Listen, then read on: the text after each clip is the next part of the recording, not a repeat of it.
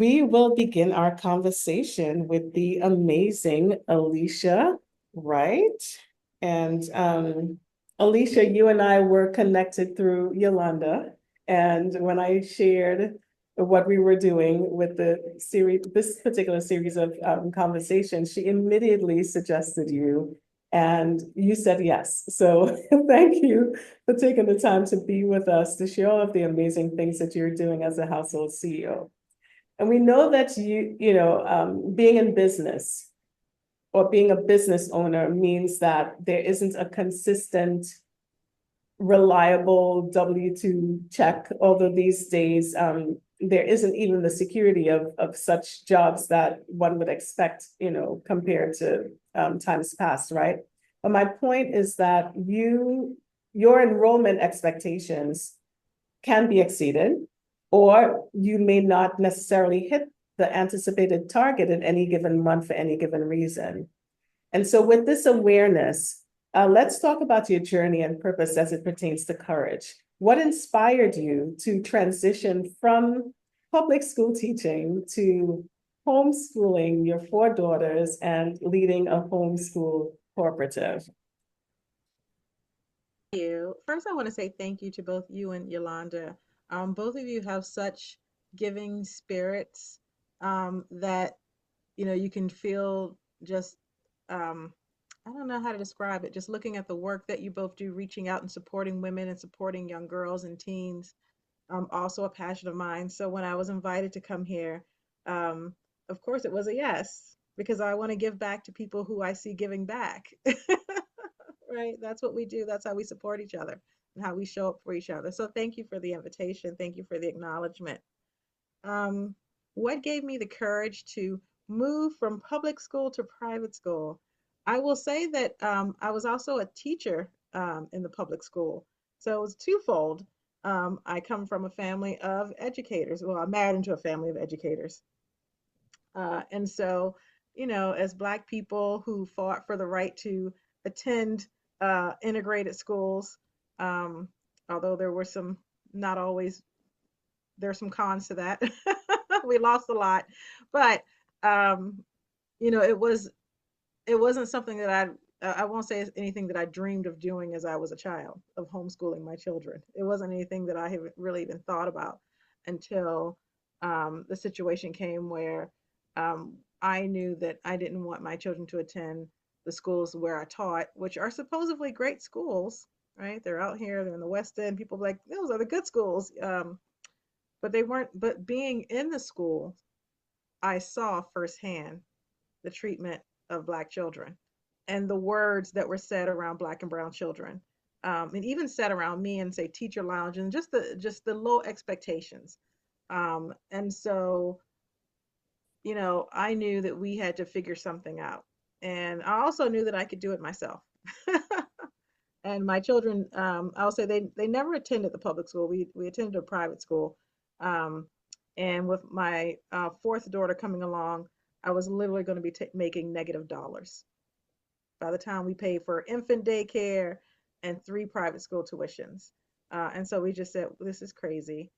Um, why don't I just take a year and try it? And we haven't looked back. So the courage really came from the situations, like a lot of us. You find courage when you're forced to make, you have to make a change for the better. Wow, I absolutely love that. And as an educator myself, I definitely understand, how it can be daunting to send your kids out to a place where, isn't looking out for them the way that they should, right? In all aspects, not just academically, but when we think about just their social, emotional experience, and then, of course, as Black and Brown children, there's that other component that, you know, sadly, we try to find a quote unquote cure, but you know but we can keep praying. Prayer changes things, and God, anything is possible with God. Oh, that is so beautiful. Well, I'm just so grateful that you made that decision because look at you now, right? So, let's see. Let's talk about balance and fulfillment a little bit. Homeschooling your children obviously means spending more time with them, right? More time than what is normal in this particular time. Historically, it was the norm. But with all of the information and sensations we're plugged into in 2025, there's a greater need for quiet time and self-care, et cetera. Even though we love our children tremendously and hopefully love spending time with them, right? But with each child being unique and having distinct needs and possibly having to customize their individual learning along with running your business, being a wife, and everything else that you do. Let's just talk about balance and fulfillment just a bit. Can you share with us how you balance nurturing your family and managing the cultural roots homeschool cooperative and still, find time for your personal passions? Yeah. I'll be very honest because we're all in the space. We're Yes. not always in balance. Right, correct. Yes. It's about And that's synchronicity, right? And alignment. we're not always. I mean, think about your marriages. I remember going to see Michelle Obama when she came to Richmond at the Richmond Forum, and she was talking about marriage and partnerships and balance. And she said, listen, some years it's 70-30. Some years it's 50-50. Some years it's, talking about how much you give and how much your partner is able to give because of other obligations and things. But what you hope is that in the end, it sort of averages out and that it's at a place where you understand, okay, this is what this has to take precedent right now. It's not that you don't love or care for it. It's just some things have to be addressed more at a very time sensitive manner. And so homeschooling is really, it really is sort of a lifestyle. That's really the best way I can describe it. People say, "Oh, I don't know if I can homeschool. I don't know if I can spend that much time." But I say, you think about your summers. It's really not much different um, having your children at home. And for many years, this is what we as Black and Brown people did. We taught our children. We had community schools. People. You had schools at churches and community centers because there weren't any options. Um, it's really it is a sacrifice because you obviously can't be all things to all people at the same time and you can't be everywhere at the same time, but but that's life, right? And so your children sort of grow up understanding, okay, this is mommy's this time and this is our time. Now those lines are often blurred and that's okay because that's life too. And so I don't know really if there's a good balance question other than it really is sort of our lifestyle.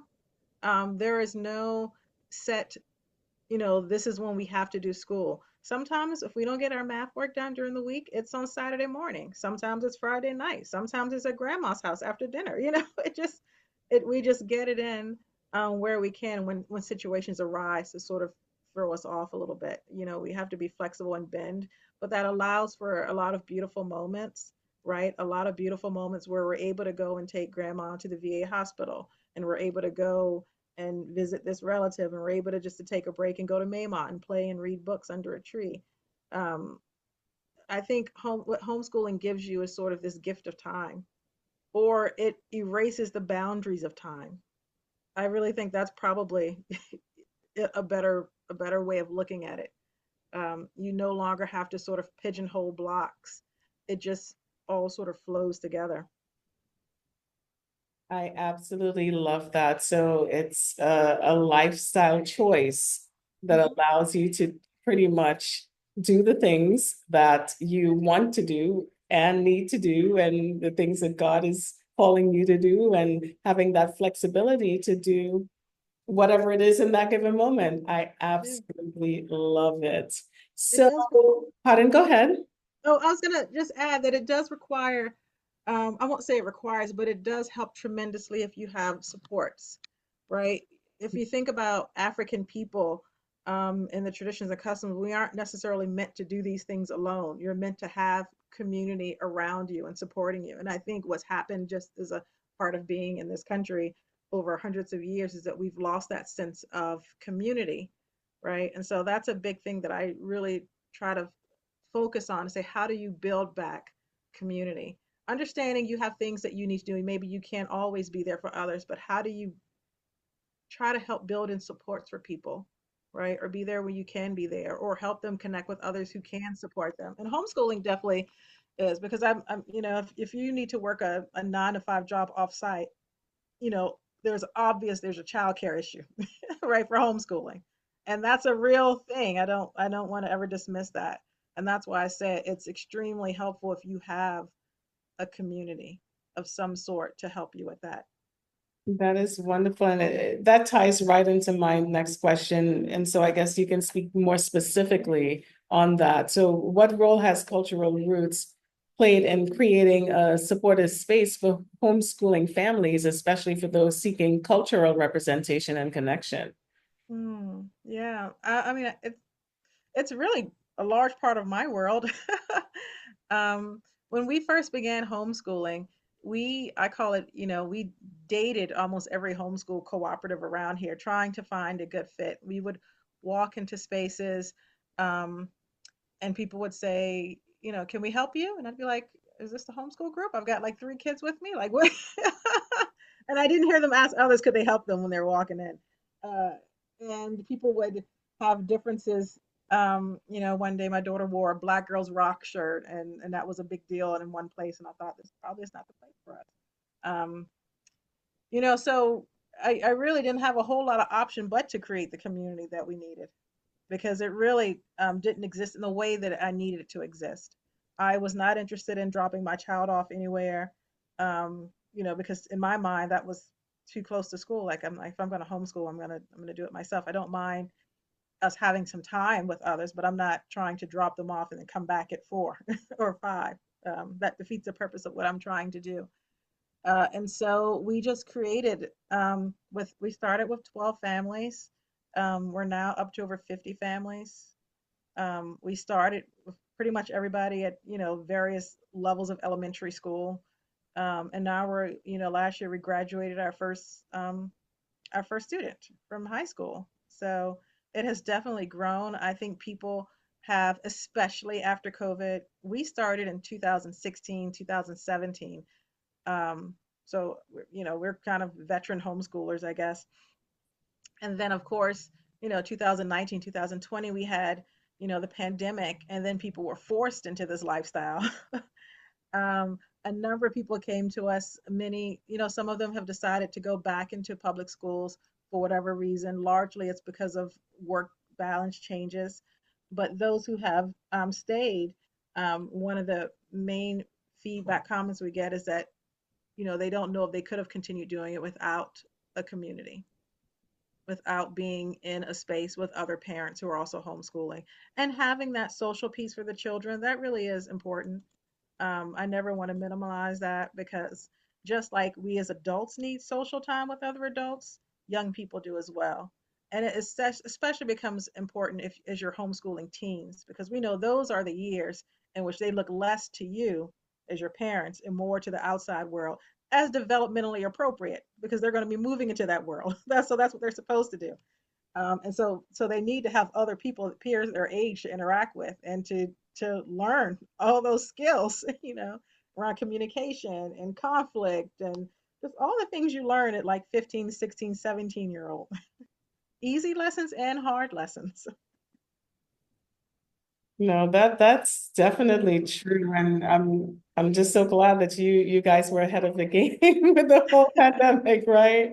So what are some of the biggest challenges that you face as a homeschooling mother, and how did you overcome them? Yeah. So we have this thing in my house where we homeschool through middle school. That's sort of my husband and I rule, and that's probably because I taught middle school. I love middle school. I love teaching, but we all know middle school can be a very hard set of years for boys and girls. But I didn't realize until I started teaching how hard those years were for boys because I'm a female, so I never knew. But watching, I thought, "Ooh, this it's a lot." Um, and so some of the hard things were, watching my children say, "Oh, I want to go to school," because they're watching television, they're seeing their friends in the neighborhood go off, they're seeing all the things in the videos, and they want larger peer groups. They want, to play sports and be cheerleaders and do all the things that, people want to do. They want bigger social networks. They want to have little boys think they're cute and all the things. Um, and so in a homeschool space, it is significantly smaller, right? Our high school only has about 23, 24 students. So that's a lot smaller than having, three, 400 students. So I think that's one of the challenges. We navigate that by getting them involved in a lot of things. So I said, all right, you want to be around more peers. So now one is, working at Groundworks RVA. So I think that's something like that. So they're doing like community service, nature based climate change things. They're both very active in their local 4-H groups. Um, they participate in a lot of different competitions and things of that nature. They volunteer at the Science Museum, so they're interacting with people there. So really, it's just trying to find, okay, what is it that you're interested in? How do I get you plugged in with other teenagers that are also interested in those things? And that has really seemed to make the difference. When we first built our high school, and my children were really wanting to go to the public high school because we hadn't built the high school, the co-op yet. The deal was I had to have at least 10 kids. that was that was in their mind, their deal. My deal was we're homeschooling high school. Um, well, at least that's what I wanted. I won't say it was my deal. That's what I wanted. Our rule is through middle school. So I had to go out real quick and find at least 10, 10 high schoolers who were willing to try to homeschool with us, and we did. And it was a good year. And so we, hold dances for homeschool youth and anyone who's welcome to come. So we have a prom, we have a winter dance, they have talent shows. We really try to duplicate some of the activities so they don't feel like they're missing out. And so that this becomes their normal. That is wonderful. That is so great. So, in wrapping up, what advice would you give to mothers who feel called to take an unconventional path Mm. in education, family, career, but fear stepping away from the traditional route? To give yourself grace and know that you can do it. The one great thing about Virginia in particular, I don't know what state everyone's from, but in most states, you can homeschool at any point during the year. And in public schools, if you decide it's not working out, they have to take you back. So you can send them back. So you have nothing to lose.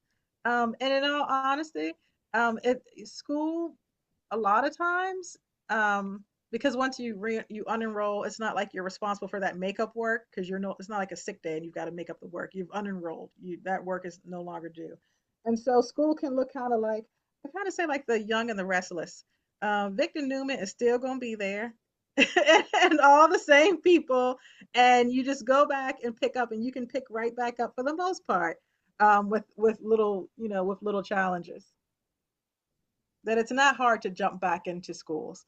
Um, and the last thing I'll say is, you know, as you get older, you will never, I've yet to meet anyone say, you know, I wish I hadn't spent all that time with my child. I wish I hadn't taken those years. I've never had anyone regret that. And so I think going back to that gift of time, you can create the life that you want for yourself and your child. Do some research, find homeschool organizations to support you. Um, and I think you can create something really beautiful. And if not, you can send them back. Wow, that is so wonderful. No regrets. I love it. Well, Alicia, it was such a pleasure hearing about your journey, where you've come from, where you are, where you're going, and we wish you the very, very best. And I look forward to staying in touch. Thank you so much, Aisha. Thank you.